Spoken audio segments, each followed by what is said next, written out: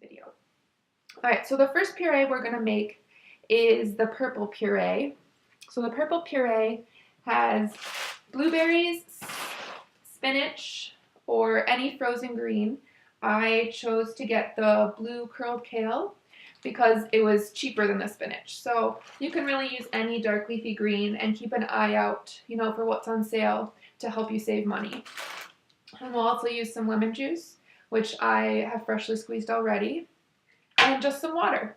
So what I'm going to do to make the puree is take some of these frozen greens, 2 cups of these frozen greens, and I'll bring them to a boil in a medium pot, and then turn it down to a simmer and let those cook for 10 minutes. Then I'll take 1.5 cups of my blueberries, and I'll rinse them in a colander under cool water to help them thaw a little bit and let those drain while the kale is cooking. After I do those steps, I'll show you how to puree everything together in the food processor.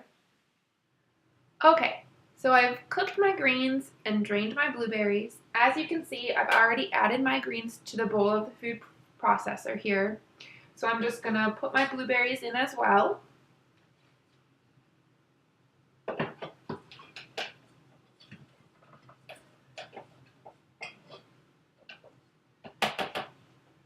And then we're gonna add a teaspoon of lemon juice.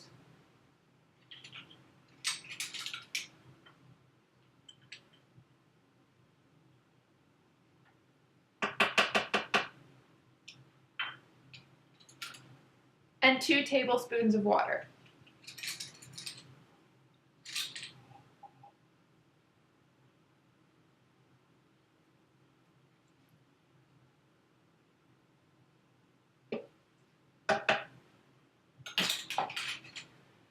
If you have a good blender, you could probably make the puree in a blender as well, but it should be a high-powered one.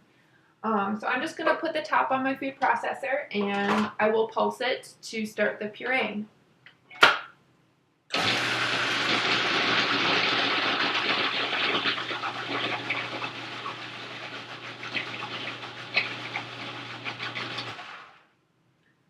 So you want to pause once in a while to scrape down the edges. So you want to have a spatula handy. You just take off the top and scrape everything back down to the bottom.